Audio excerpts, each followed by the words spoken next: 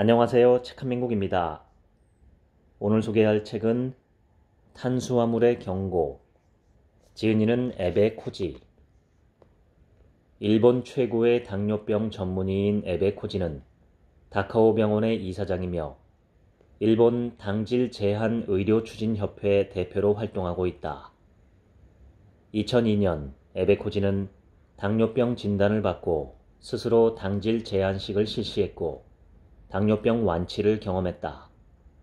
그 후 본격적으로 당뇨병 치료 연구에 돌입해 비만, 대사증후군, 당뇨병 극복에 효과적인 당질 제한식의 체계를 확립했다. 오래 살고 싶다면 당장 당질부터 줄이세요. 2021년 통계청이 발표한 자료에 따르면 한국인의 4대 사망 원인은 암, 심장질환, 폐렴, 뇌혈관 질환으로 전체 사망 원인의 47.4%를 차지한다고 합니다. 당뇨병은 심장질환이나 뇌혈관 질환을 합병증으로 동반하는 경우가 많고 암으로 발전할 확률도 높습니다. 알츠하이머병으로 이어질 위험도 큽니다. 여러 합병증을 동반하는 당뇨병은 현대사회의 대표적인 생활습관병입니다. 그런데 이 모든 질병에 효과가 있는 치료법이 있습니다. 바로 당질 제한식입니다. 주요 사망 원인으로 명시된 모든 질병은 오늘날 가정의 평범한 식생활에서 비롯되었습니다. 바로 당질 과다 섭취입니다. 우리는 하루 3끼 식사에 혈당치가 올라가기 쉬운 흰쌀밥, 흰 밀가루로 만든 빵이나 면류를 많이 먹습니다. 다량의 당질이 포함된 청량음료를 마시고 설탕과 흰 밀가루로 만든 과자를 간식으로 먹습니다.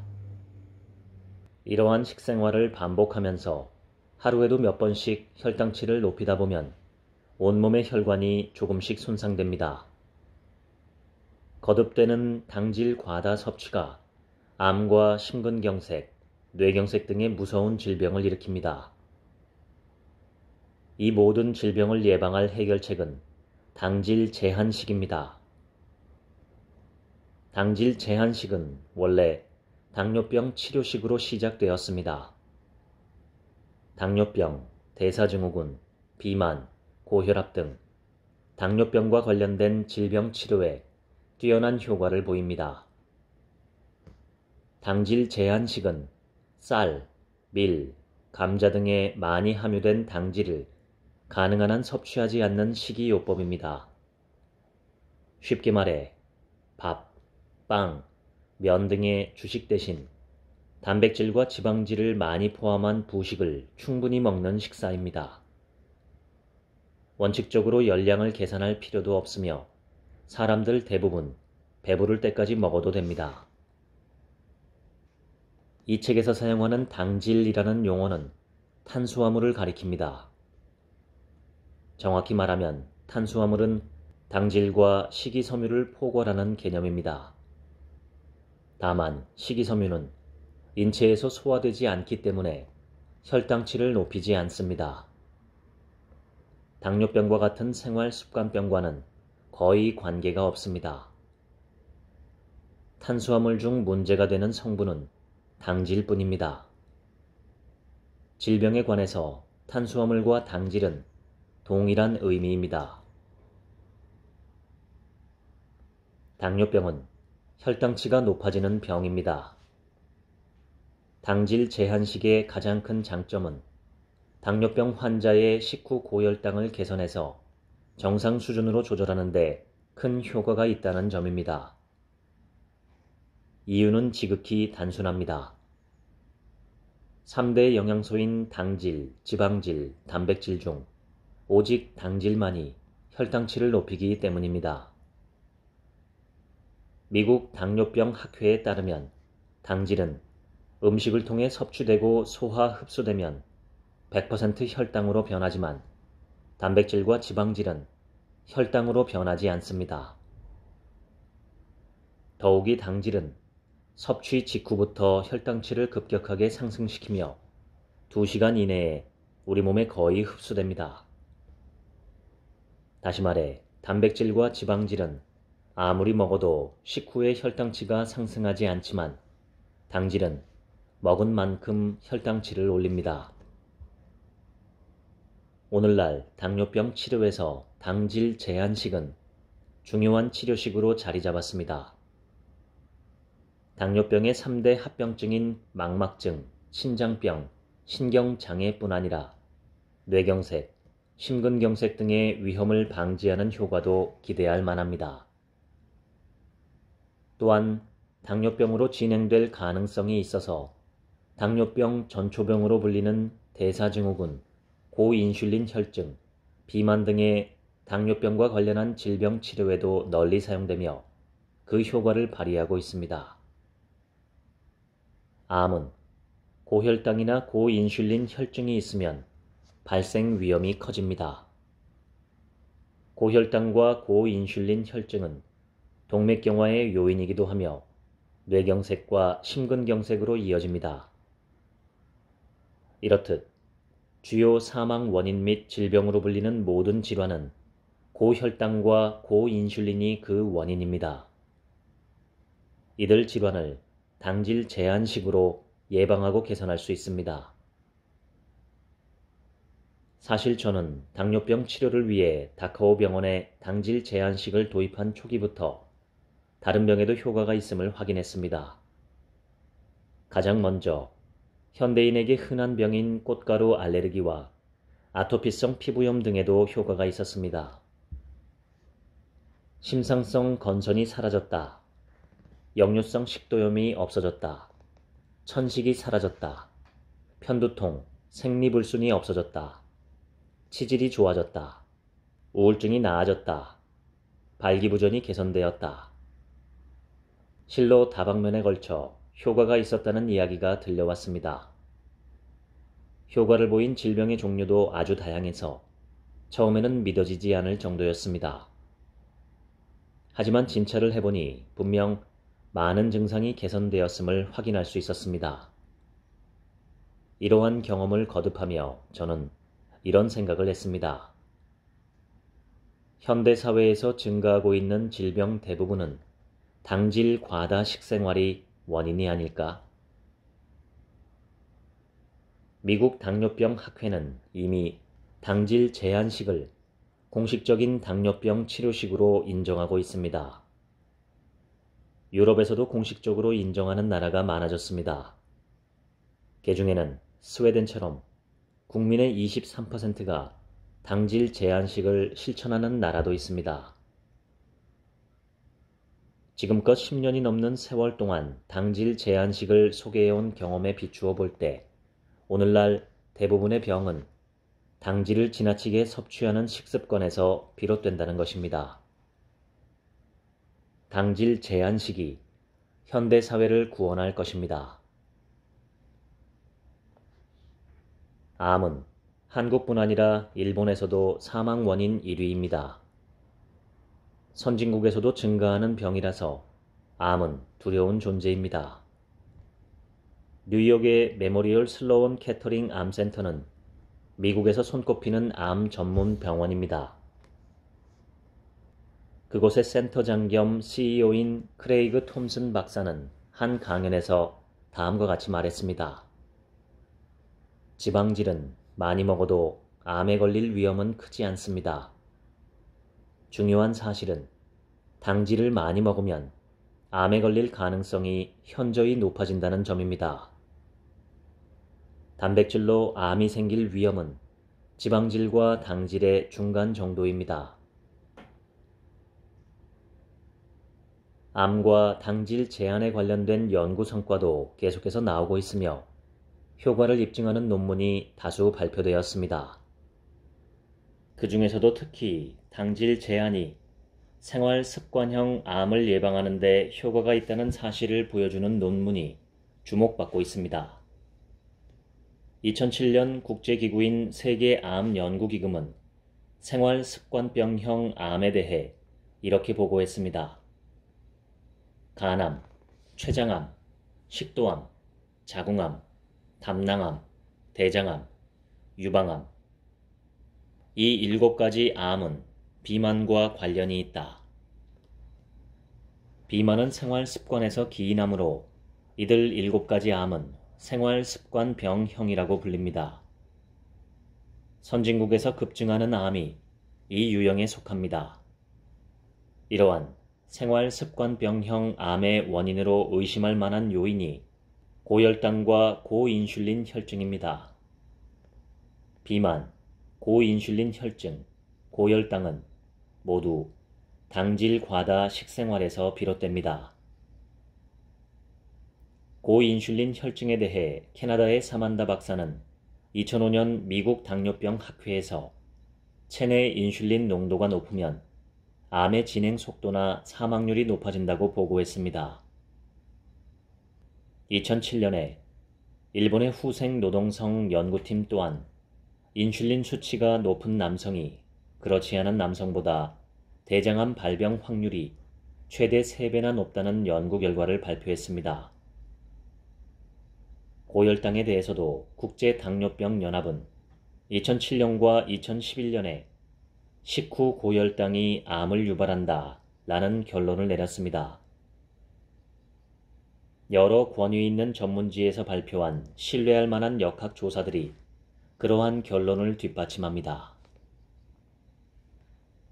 당질 제한식의 암 예방 효과를 알기 쉽게 증명한 연구가 여기 있습니다. 영국의 권위 있는 의학 전문지 랜싯에 게재된 이누이트족과 암이라는 논문입니다. 이누이트족은 예로부터 북극해 연안에서 수렵 및 어로로 대부분의 식재료를 얻는 민족입니다. 20세기 초까지 고기와 생선을 익히지 않고 먹는 식생활을 유지해 왔으며 곡물 등의 당질은 섭취하지 않았습니다. 말하자면 극도의 당질 제한식을 오랫동안 실행한 셈입니다. 오늘날에 비해 당시 이누이트족의 암 발병률은 현저히 낮았습니다. 1910년대부터 이누이트족은 서양과 활발한 교류를 시작했습니다. 이때 서양인과 함께 유입된 앱스타인바 바이러스 감염으로 암 발생률이 증가했으나 그 무렵까지만 해도 당질을 제한하는 전통 식생활을 고수하고 있었기에 생활 습관병형 암은 많지 않았습니다. 유럽이나 미국과 교류가 활발해질수록 식생활도 변했습니다. 밀가루를 먹기 시작하면서 일종의 무발효빵인 배너기 일상적인 음식으로 정착했습니다. 그 후 1950년대부터는 생활 습관병형 암이 증가했습니다. 이누이트족이 당질을 제한하는 전통식을 먹던 시기에는 적었던 생활 습관병형 암이 당질을 일상적으로 섭취하기 시작하면서부터 증가한 것입니다. 반대로 말하면 당질을 제한하면 생활 습관병형 암을 예방할 수 있습니다. 고혈당이 암을 유발하는 이유는 활성산소 때문입니다. 혈당치가 높으면 체내에서 활성산소가 발생해 갖가지 나쁜 영향을 미치고 이로 말미암아 세포의 DNA가 손상된다는 논리입니다. 고혈당 자체도 DNA를 손상시켜 암을 일으킬 가능성이 있습니다. 인슐린이라는 호르몬은 원래 동물의 조직을 성장시키는 역할을 합니다. 따라서 각종 암세포도 증식시키지 않을까 하는 학설도 제기되고 있습니다. 비만 역시 고인슐린과 고혈당을 초래하기 쉬우므로 발암 위험을 높이는 요인으로 추정됩니다. 당질 제한식을 하면 일반적인 식사 때보다 혈액 속 포도당의 양이 줄어듭니다. 암세포의 식량을 차단하는 셈이니 암의 증식이 억제되겠지요. 당질 제한식은 암의 예방뿐 아니라 치료에도 효과를 기대할 수 있습니다. 이 치료의 관건은 케톤체라는 물질입니다. 당질을 일정 수준 이상으로 제한하면 체내에서 케톤체의 농도가 증가합니다.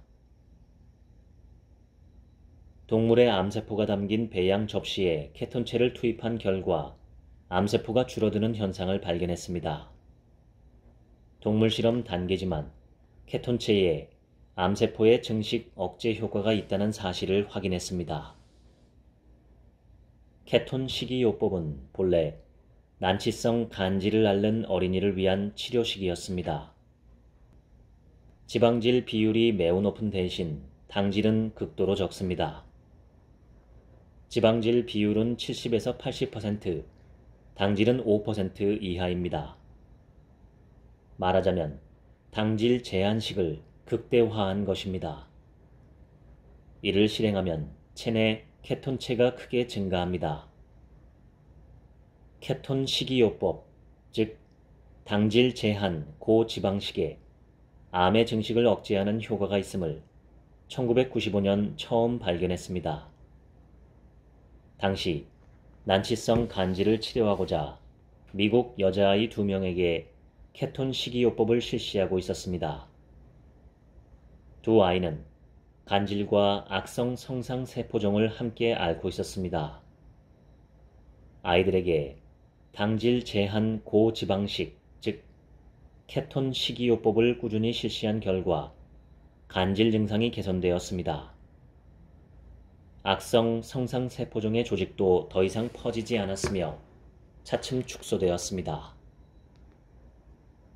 케톤체는 쉽게 말해 지방질에서 생겨난 물질입니다. 인체의 에너지원으로 매일 사용됩니다. 지방 분해 물질이 간에서 대사되면 케톤체라는 작은 입자가 만들어지는데 세포가 이것을 에너지원으로 사용하는 것입니다. 흔히 우리는 단 음식을 섭취하면 몸속에서 에너지가 만들어져서 힘이 난다고 말합니다. 그러나 인체 구조를 과학적으로 규명해보면 인체 활동을 뒷받침하는 주요 에너지원은 당질이 아닌 지방질입니다.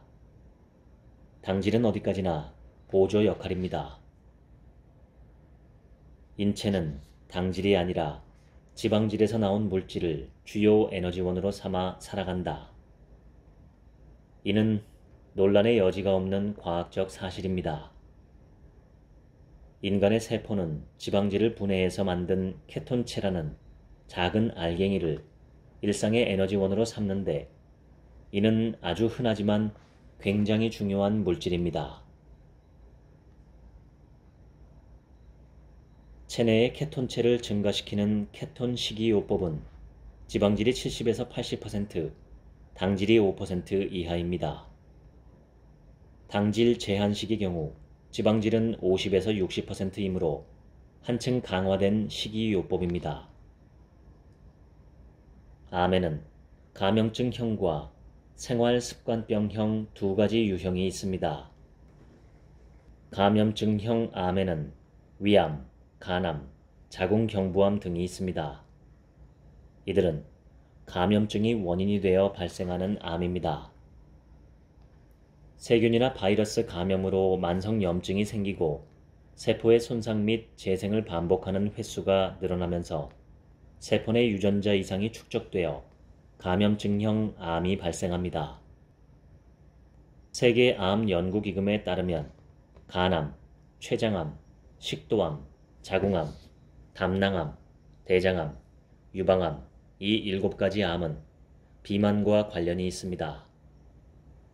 비만은 생활습관의 기인암으로 이들 암은 생활습관병형 암으로 불립니다. 생활습관병형 암을 유발하는 원인으로 지목받는 것은 고혈당과 고인슐린입니다. 이 두 가지 증상에 발암 위험이 있다는 사실은 신뢰할 만한 연구를 통해 입증되었습니다.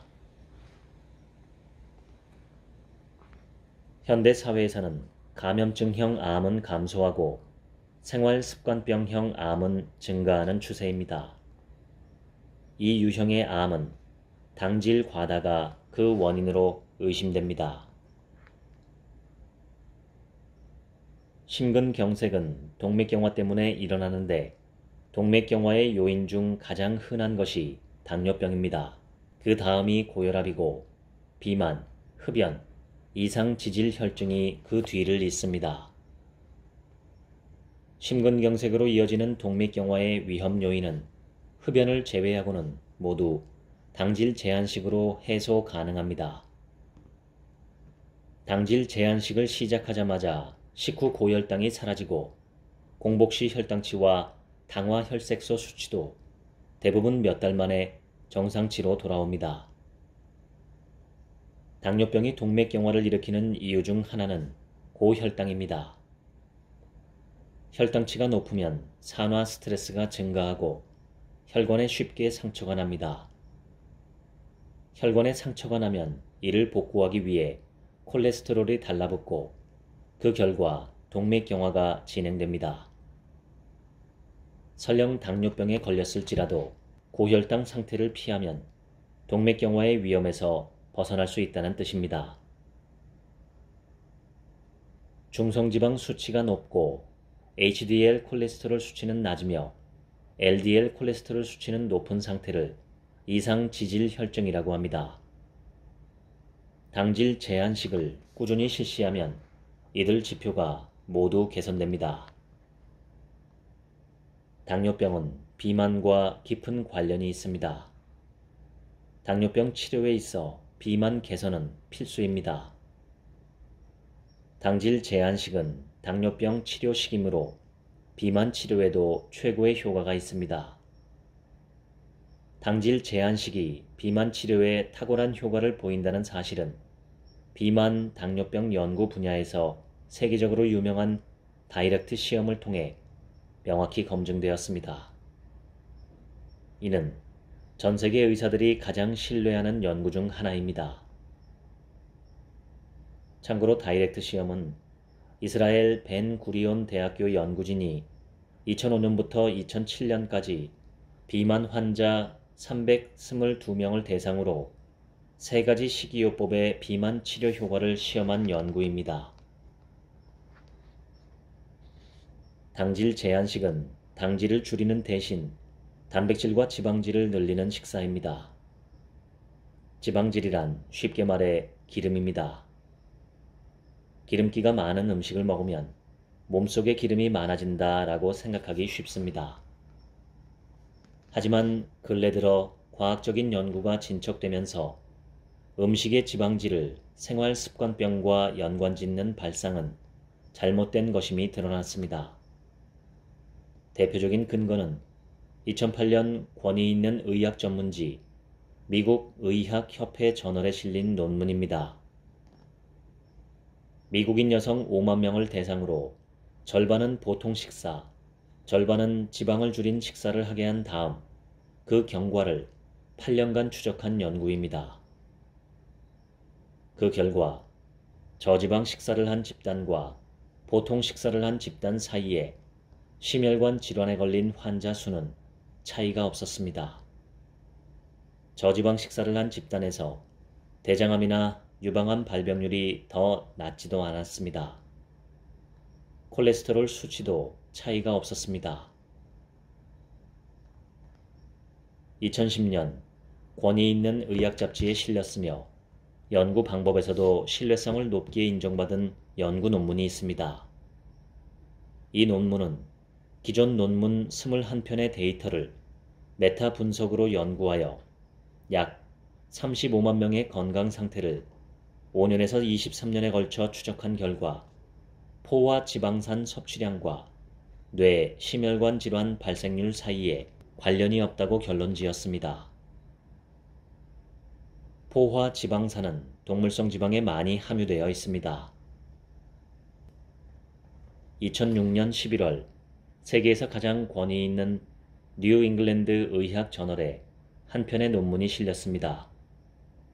이 논문은 지방질이 적은 식사와 많은 식사를 대조한 결과 관상동맥 질환 발병률에는 차이가 없었으며 오히려 당질 섭취량이 늘어날수록 관상동맥 질환 위험이 중간 정도 이상으로 높아진다고 결론을 내렸습니다. 요컨대 지방을 적게 먹어도 심근경색은 줄지 않고 오히려 당질을 많이 먹으면 위험이 중간 정도 이상으로 늘어납니다. 그렇다면 왜 당질을 과다 섭취하면 체내 지방질 이상이 일어날까요? 이유는 인슐린 때문입니다. 인슐린은 혈당치를 낮추는 유일한 호르몬입니다. 음식으로 당질을 섭취하면 우리 몸은 그만큼 많은 인슐린을 필요로 합니다. 하지만 그 밖에도 여러 작용을 동반하기 때문에 인슐린이 많이 분비될수록 체내 대사가 불안정해집니다. 특히 인슐린은 혈당을 체지방으로 변환하고 중성지방의 분해를 막는 작용을 합니다. 혈압이나 동맥경화가 악화되는데도 인슐린이 관여합니다. 이렇듯 비만이나 동맥경화가 쉽게 일어나도록 하는 호르몬이 인슐린입니다. 혈당치가 오를수록 필요한 인슐린의 양도 많아집니다. 음식물 섭취로 혈당치가 높아지는 성분은 당질뿐입니다. 지방질이나 단백질은 아무리 많이 섭취해도 혈당치가 올라가지 않습니다. 정신질환이란 우울증, 조현병, 양극성 장애 같은 병을 가리킵니다. 알츠하이머병이나 뇌혈관성 치매와 같은 치매는 정신질환에 속하지 않습니다. 현재 일본에서는 우울증이나 조현병이 급증하는 실정입니다. 우울증으로 자살하는 사람도 늘고 있습니다. 저는 오늘날 급증하는 생활습관병은 당질 과다가 그 원인이라고 확신합니다. 나아가 오늘날 급속히 증가하는 정신질환 또한 당질 과다와 필시 어떤 연관이 있다고 생각합니다. 이 같은 생각에는 그럴 만한 이유가 있습니다. 당뇨병 같은 생활습관병을 치료하고자 당질 제한식을 시작했는데 뜻밖에도 우울증이나 그 밖의 정신질환이 개선되었다고 이야기하는 분이 적지 않습니다. 당질을 과다 섭취하는 식습관을 유지하다 보면 정신상태가 불안정해지는 것은 엄연한 사실입니다. 당질을 섭취하면 혈당치가 큰 폭으로 변동합니다. 혈당치가 급격히 오르내리면 그에 따라 심리 상태도 상상 이상으로 불안정해집니다. 예컨대 식후의 졸음은 누구나 다 경험해 봤을 것입니다. 사실 당질 제한식을 실천하면 식후에도 졸음이 오지 않습니다. 이러한 사실들을 경험하면서 식곤증은 식사 때문이 아니라 당질을 많이 먹어서 생긴다는 것을 알았습니다. 인류가 아직 수렵 채집 생활을 하던 시대를 상상해 봅시다. 식사할 때마다 졸음이 왔다면 거대한 육식동물의 먹잇감이 되기 십상이었을 것입니다. 먼 옛날 인류의 조상들은 많은 양의 당질을 먹을 일이 없었습니다. 그런 만큼 식후에 낮잠을 잘 필요가 없었다고 보는 편이 자연스럽습니다. 요컨대 식사 자체가 식곤증의 원인은 아닙니다. 많은 양의 당질을 먹는 현대식 생활 습관 탓에 졸음이 오고 머리가 무거워지는 것입니다.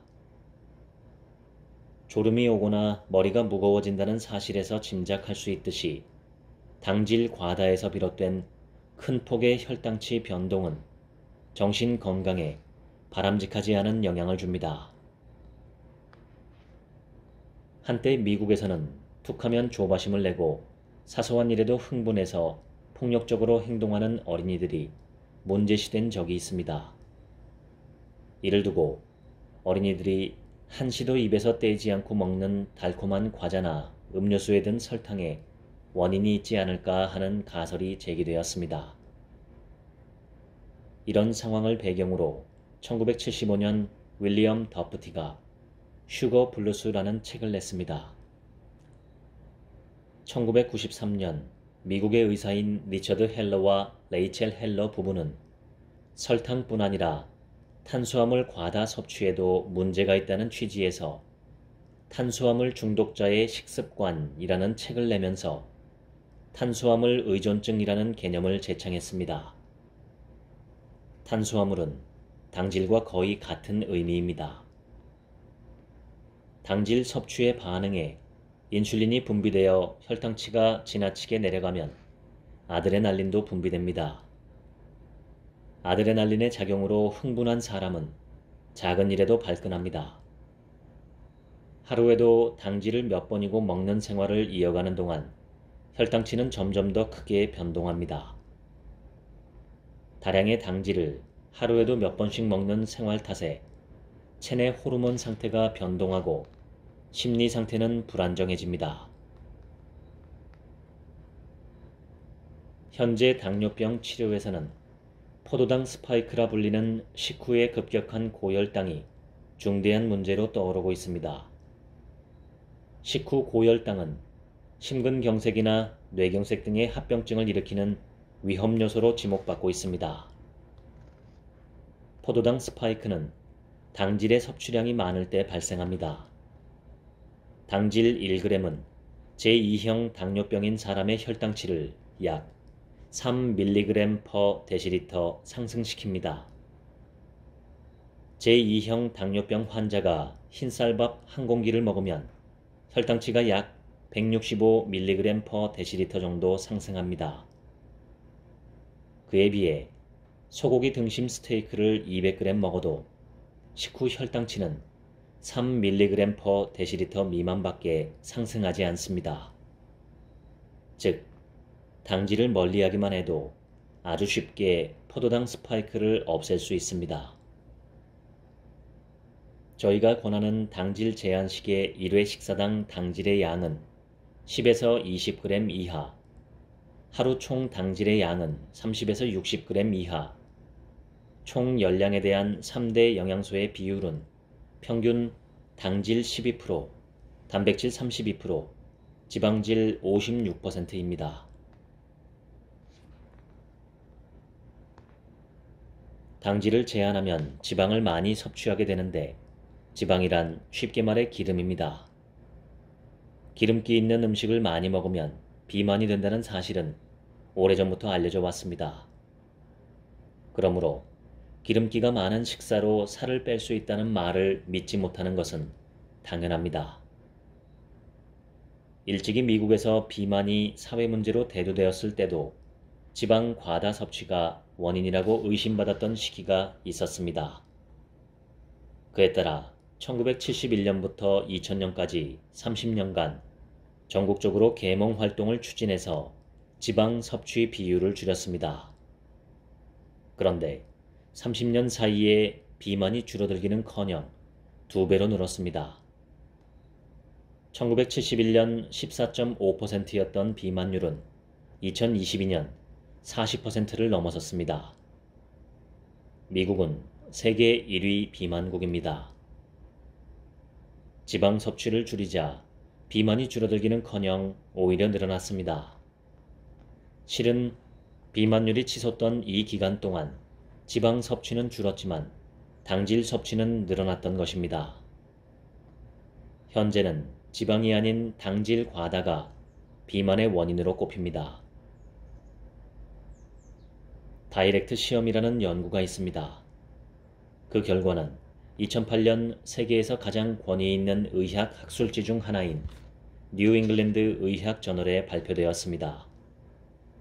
이 연구에서는 열량을 낮게 제한한 저지방식, 그리고 마찬가지로 열량을 제한한 지중해식 식단, 마지막으로 당질 제한식, 이 세 가지를 비교했습니다. 그 결과 당질 제한식이 열량 제한이 없는 약점을 가졌음에도 체중 감소 효과가 가장 높았습니다. 그 밖에 여러 연구에서 나온 비슷한 결과들이 세계적으로 권위 있는 의학 전문지에 발표되었습니다. 사람의 신체 구조를 생각해 볼 때 당질 제한식에는 체중을 줄이는 데 효과가 있는 4가지 이점이 있습니다. 첫째, 신체에 축적된 지방을 분해시킵니다. 당질이 적은 식생활을 하면 지방을 에너지원으로 이용하는 시스템이 원활하게 작동해서 피부 아래에 쌓인 지방이 쉽게 분해되고 소모됩니다. 둘째, 비만 호르몬인 인슐린 분비가 줄어듭니다. 식사로 당질을 많이 섭취할수록 인슐린은 많이 분비됩니다. 당질의 양을 줄이면 당연히 그만큼 인슐린의 분비가 줄어드니 비만과는 거리가 멀어집니다. 셋째, 포도당 신생합성이라는 작용이 일어납니다. 혈당이 부족해지면 간은 아미노산이나 젖산과 같은 물질에서 새롭게 포도당을 만들고 혈당을 보충합니다. 이러한 간의 작용을 포도당 신생합성이라고 합니다. 포도당 신생합성이 많이 일어날수록 많은 에너지를 소비하여 살이 빠질 확률이 높습니다. 넷째, 영양소마다 소화 흡수에 사용하는 에너지의 양이 다른 점과 관련이 있습니다. 섭취한 열량을 소화 흡수하는 데 사용하는 에너지의 비율을 수치로 나타내면 당질은 6%, 지방은 4%, 단백질은 30%입니다. 당질과 지방은 별로 차이가 없지만 단백질은 많은 에너지를 소비한다는 사실을 알 수 있습니다. 당질 제한식은 보통의 식사에 비해 단백질의 비율이 높습니다. 그만큼 소화 흡수할 때 많은 에너지를 사용합니다. 에너지를 많이 소비하면 그만큼 살이 빠집니다. 이 설명은 어디까지나 제 가설이지만 생리학적인 사실에 근거했습니다. 저는 현대인을 괴롭히는 많은 질병이 당질 과다 섭취에서 비롯했다고 생각합니다. 당질 과다 섭취가 병을 낳는 이유를 간단히 정리하면 다음과 같습니다. 1. 당질을 과다 섭취하면 혈액순환이 나빠진다. 2. 당질 과다는 인슐린 다량 분비를 촉진해서 대사를 심하게 교란한다. 이 두 가지가 대부분의 현대병을 불러일으킵니다. 당질을 과다 섭취하면 혈액순환이 나빠지는 이유는 고혈당 자체가 혈액을 끈적끈적하게 만들기 때문입니다. 지나친 혈당은 당화 반응을 일으켜 혈관벽에 포함된 여러 종류의 단백질에 부착합니다. 그 결과 혈관 안쪽 벽에 달라붙어 혈액의 흐름을 방해합니다. 농도가 진한 설탕물이 끈적이듯이 혈중 포도당 농도가 높아지면 혈액이 끈적해져서 혈관 안쪽 벽에 달라붙습니다. 또한 고혈당은 혈관 협착을 일으켜 동맥경화를 유발할 위험이 있습니다. 그것이 산화 스트레스입니다. 혈당치가 180mg/dl를 넘으면 활성산소가 발생합니다. 활성산소는 인체에 여러 가지 악영향을 끼치는데 산화 스트레스의 증가도 그중 하나입니다. 산화 스트레스가 증가하면 혈관에 쉽게 상처가 생기고 그 부분이 아물면서 이전보다 좁아져 혈관이 쉽게 막힙니다. 혈액순환이 나빠지고 온몸의 혈관이 상처투성이가 되면서 눈과 신장, 손발 등의 합병증이 생기거나 심장과 뇌에 손상이 생겨 죽음에 이를 위험이 높아집니다. 최소한의 인슐린은 생명 유지에 절대적으로 필요하지만 지나치게 분비되면 신체의 적으로 돌변합니다. 인슐린의 분비에는 두 가지 패턴이 있습니다. 첫째는 하루 24시간 항상 소량씩 분비되는 기초 분비입니다. 생명 유지에 필요한 최소한의 인슐린입니다. 둘째는 음식으로 당질을 섭취하는 데 따라 상승한 혈당치를 낮추기 위해 나오는 추가 분비입니다. 문제는 추가 분비의 양입니다. 어떤 음식을 먹느냐에 따라 추가 분비 인슐린 양에 큰 차이가 있습니다. 당질 제한식의 경우 인슐린의 추가 분비량은 기초분비의 두세 배 수준입니다. 하지만 통상적인 식사로서 당질을 섭취하면 건강한 사람일지라도 기초분비의 20에서 30배에 달하는 추가 분비 인슐린이 분비됩니다. 당질 제한식에 비해 현격히 많은 인슐린이 나오는 셈입니다.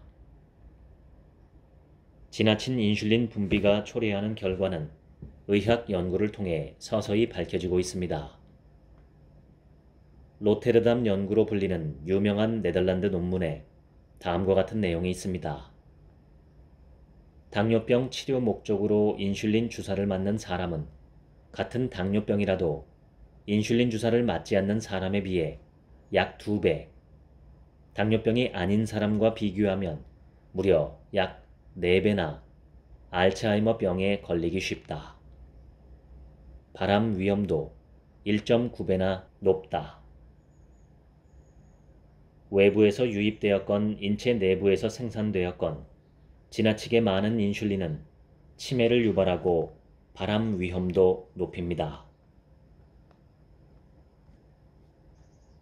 역류성 식도염은 속이 쓰리고 위산이 식도까지 올라오는 질환입니다.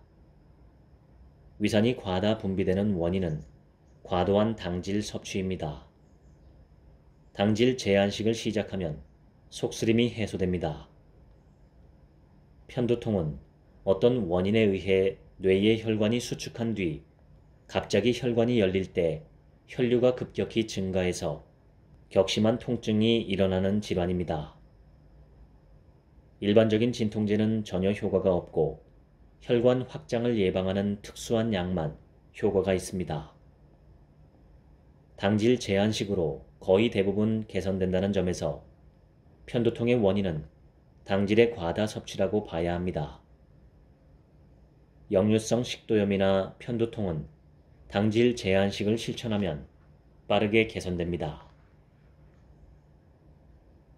당질 제한식을 시작한 사람들 중 과반수가 꽃가루 알레르기의 개선 효과를 보이고 있습니다. 증상이 거의 사라진 사람이 약 50%, 반 이상 줄었다는 사람은 30에서 40%에 달하는 등 상당히 높은 비율의 효과를 보입니다.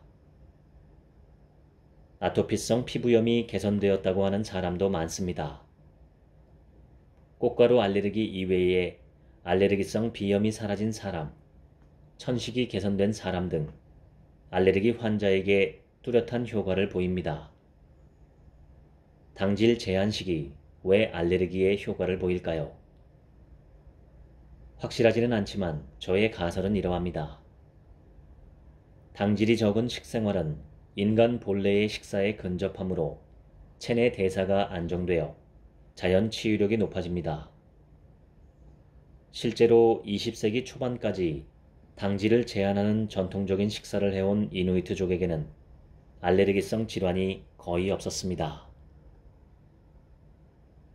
최근 증가하는 부인병 중 불임증이 있습니다. 저는 이건 역시 당질 과다 섭취와 관련이 있다고 생각합니다.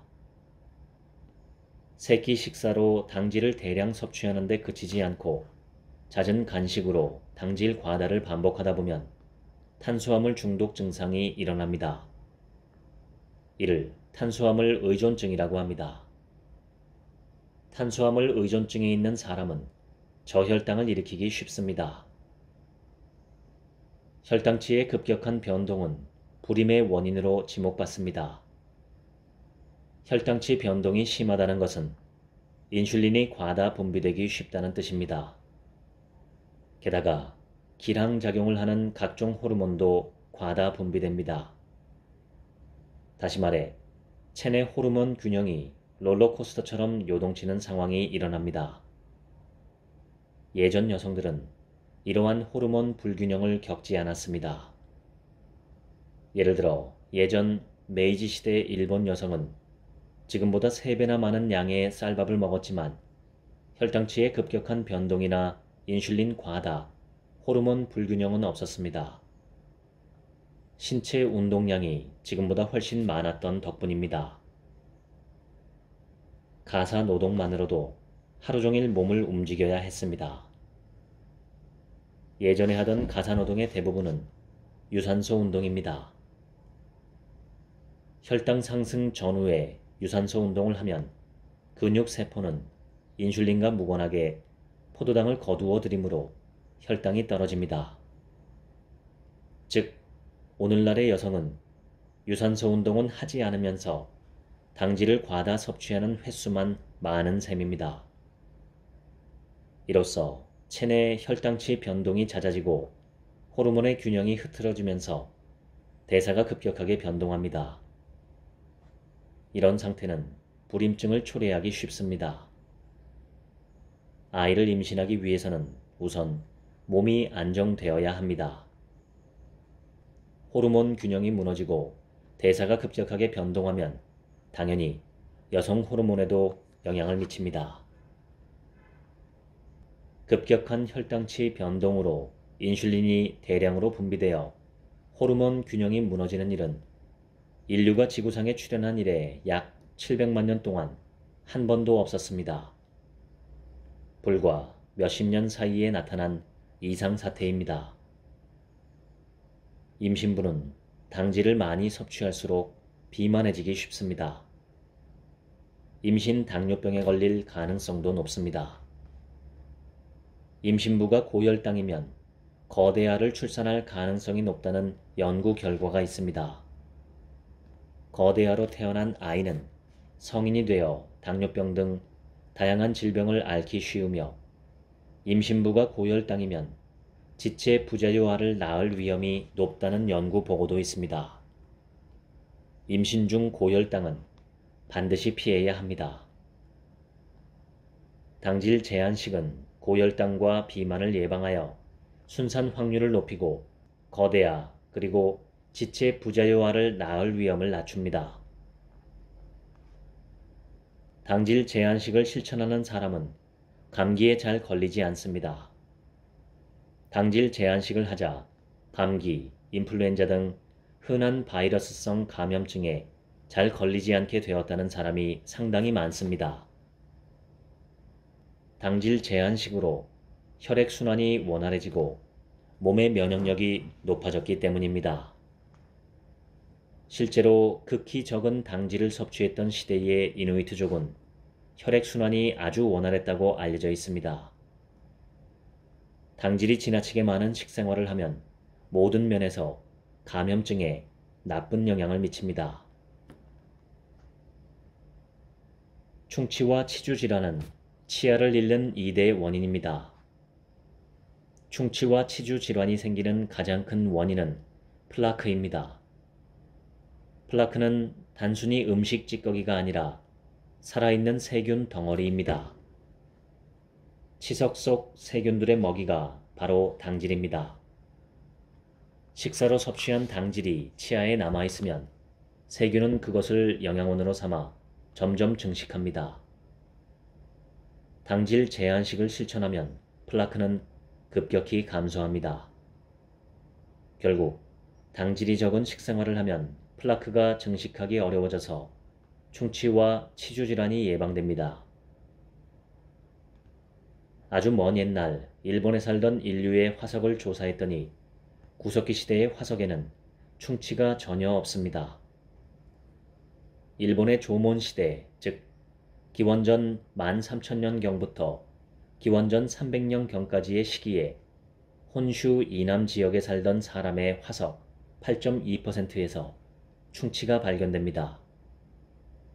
반면 같은 조몬 시대라도 홋카이도 지역의 화석에서는 2.4%에 불과합니다.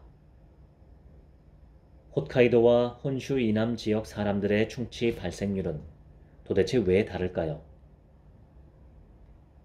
사실 혼슈 이남 지역 사람들은 어로와 수렵 외에도 채집 활동으로 도토리나 밤 같은 당질이 많은 열매를 얻었습니다. 반면 홋카이도 지역에서는 나무 열매를 채집하기 어려웠습니다. 홋카이도는 침엽수림대에 위치해서 열매를 맺는 나무가 거의 자라지 않습니다. 결국 같은 조몬시대 사람이라도 도토리나 밤 등으로 당질을 섭취한 혼슈 이남 사람들 쪽이 충치가 생기기 쉬웠습니다. 홋카이도 지역 사람들은 구석기 시대와 마찬가지로 식재료의 대부분이 어로 활동에서 얻은 물고기, 수렵 활동으로 얻은 고기여서 당질 섭취가 거의 없었습니다. 그들에게 충치가 생기지 않은 이유입니다. 이러한 결과는 당질을 거의 섭취하지 않았던 이누이트족의 충치 발생률 2.2%와도 일맥상통합니다.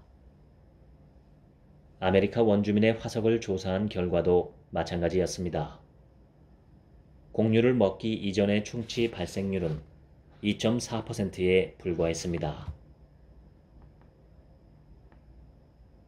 당질이 적은 식사는 호흡을 편하게 해준다는 장점이 있어 전반적인 호흡기 질환에 효과가 있습니다. 세계적인 제약회사 에버트사가 만드는 풀목 헤어는 당질을 28%로 제한한 유동식입니다. 폐기종 환자를 위한 치료식으로 출시되었습니다. 당질이 적으면 왜 호흡이 편해질까요? 3대 영양소는 우리 몸에서 에너지원으로 쓰인 후 마지막으로 이산화탄소가 되어 폐를 통해 몸 밖으로 배출됩니다. 배출할 이산화탄소가 많을수록 폐는 부담이 커집니다. 3대 영양소 중 당질은 가장 많은 이산화탄소를 배출하기 때문에 폐에 큰 부담을 줍니다. 그러므로 부담이 큰 당질을 줄이면 호흡도 편해져서 폐질환을 앓는 환자에게 도움이 됩니다. 저는 당질 제한식이야말로 인류 본연의 식사에 가까우며 인류의 궁극적인 건강식이라고 생각합니다. 인류는 과연 언제부터 많은 양의 당질을 섭취하기 시작했을까요? 신석기 시대부터 곡물 재배를 시작했으니 기껏해야 약 10,000년 전입니다. 인간의 신체가 그에 맞춰 진화하기에는 너무나 짧은 시간입니다. 특히 현대사회처럼 많은 사람들이 맵기, 백미나 흰 밀가루 같은 정제 탄수화물을 먹기 시작한 것은 고작 100년 정도밖에 되지 않았습니다. 당질 제한식이 질병에 좋은 효과를 보이는 이유는 신체가 본래의 기능을 되찾기 때문입니다. 혈액순환이 원활해지고 혈당치 변동폭이 작아지면서 호르몬이 균형을 이루고 대사도 안정됩니다. 신경계가 안정되고 면역력이 정상으로 돌아가 자연 치유력도 향상됩니다. 이렇듯 신경, 면역, 내분비계의 세 가지 슈퍼 시스템이 본래 기능을 회복하면서 인간의 몸도 본래의 형태로 돌아갑니다. 당질을 줄이면 인슐린 양이 감소해서 쉽게 비만해지던 몸이 본래의 리듬을 되찾고 인간 본연의 체형에 가까워집니다. 체형 측면에서 여성의 가슴, 엉덩이 부분의 지방은 적당히 남고 복부, 등, 팔뚝, 허벅지 등의 지방은 줄어듭니다. 당질 제한식의 미용 효과 중 하나는 건강한 모발입니다. 머리숱이 많아지는 사람도 있습니다. 당질 제한식으로 혈액순환이 원활해졌기 때문입니다. 당질 제한식을 실천하는 여성 중에 속눈썹이 젊었을 때만큼 길어졌다 라는 사람이 많은데 이 역시 혈액순환이 좋아진 결과입니다. 당질 제한식을 하면 차츰 마음이 안정되어 온화해지는 경향이 있습니다. 당질이 많은 식습관은 사람을 불안정하게 하여 쉽게 흥분하도록 만들고 당질이 적은 식습관은 사람을 온화하게 해주는 경향이 있습니다. 예를 들어 성경의 구약 성서에 나오는 카인과 아벨 형제 이야기에서도 공격적인 쪽은 농사를 짓는 형 카인이고 사냥꾼인 동생은 온화하게 그려져 있습니다. 기원전 사회에서는 그러한 인식이 자연스러웠다는 것을 엿볼 수 있습니다. 과거 아메리카 원주민도 수렵 생활을 하는 온화한 민족이었습니다. 이들은 농경민족인 개척자들에게 쉽게 땅을 뺏기고 맙니다. 일본의 조몬 시대도 마찬가지입니다. 수렵과 채집이 중심이었던 이 시대에는 대규모 사륙이 존재하지 않았습니다. 전쟁이 일어난 것은 농경이 시작된 이후입니다. 이렇듯 역사를 살펴보아도 농경 민족보다 수렵 민족이 더 온화했음을 알 수 있습니다. 당지를 제한한 식사를 하다 보면 대부분 정신적 안정을 느낍니다. 주변 사람들에게 온화해졌다는 이야기도 듣습니다. 예전부터 알고 지낸 친구들은 제 급한 성격을 잘 알고 있어서 180도 변한 제 모습을 보고 깜짝 놀라곤 합니다. 저는 대학 시절 별명이 에베도톡신이었습니다. 보고가 가진 맹독, 테트로도톡신에서 따온 이름입니다. 보고 독보다 무서운 에베도톡신이라고 불릴 만큼 공격적인 성격이었습니다. 참을성 없고 조급한 성격은 의사가 되어서도 변함이 없었습니다. 40대까지만 해도 병원에서 간호사가 실수를 하면 호통을 치거나 험상궂은 표정을 지었습니다. 저 스스로도 그런 성격을 바람직하지 않다고 여겨서 심리요법 등을 배워 화를 가라앉히려 노력했습니다. 그런데 당질 제한식을 시작하고 나서는 초조해하거나 화가 치미는 일 자체가 현저히 줄었습니다. 개인차는 있지만 실제로 당질 제한식을 실천하는 사람 중에는 정신적으로 안정된 사람이 많습니다. 영국에서 인간 영양학의 대표적인 교재로 사용되는 인간 영양학, 기초, 식사, 임상, 제10판에는 다음과 같은 내용이 있습니다. 인류의 역사는 길고 인류의 소화기관은 탄수화물을 일상적으로 섭취하는 데 적응하지 못했다. 특히 정제된 탄수화물에 의한 급격한 혈당치 상승과 인슐린 분비가 다양한 질병의 원인이 되고 있다. 즉, 인간 영양학에서 봤을 때 당질이 많은 식생활은 인간의 신체에 맞지 않다는 뜻입니다. 인류가 탄생한 이래 약 700만 년 동안 대부분의 기간은 수렵, 어로, 채집으로 식재료를 얻었습니다. 고기와 생선을 중심으로 한 식생활이 일반적이었고 당질이 많은 식재료를 먹는 일은 드물었습니다. 인간이 많은 양의 당질을 섭취하게 된 것은 밀가루와 쌀을 재배하기 시작한 겨우 10,000년 전부터입니다. 1세기 전만 해도 생활습관병이 지금만큼 많지는 않았습니다. 당시 사람들은 지금과는 비교도 안 될 만큼 몸을 많이 사용했기 때문입니다.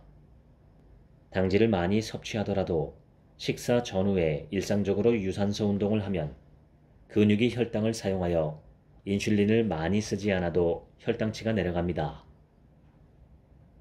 그러나 현대 사회에서는 문명이 발달함에 따라 이동수단이 널리 보급되고 일상생활에서도 몸을 움직일 기회가 현저하게 줄었습니다. 당질 제한식은 가능한 한 주식을 줄이고 감자와 고구마 같은 전분류와 설탕처럼 당질이 많은 식품을 되도록이면 먹지 않습니다. 대신에 지방과 단백질이 많은 반찬을 섭취합니다. 당질을 피하는 것 외에 다른 제한은 없으며 육류와 생선은 마음껏 먹어도 되고 볶거나 튀긴 음식도 괜찮습니다. 극단적인 과식만 아니면 실컷 먹어도 좋습니다. 당질 제한식의 대원칙은 당질이 많은 음식을 삼가는 것입니다. 당질이 많은 식품에는 우선 곡류가 있습니다. 쌀, 보리, 옥수수 등입니다. 그 밖에 감자, 고구마, 토란 등도 전분을 많이 함유합니다. 당질 제한식은 식사에서 이런 식품들을 배제하는 식사법입니다. 우리는 당질 과다의 시대를 살고 있습니다.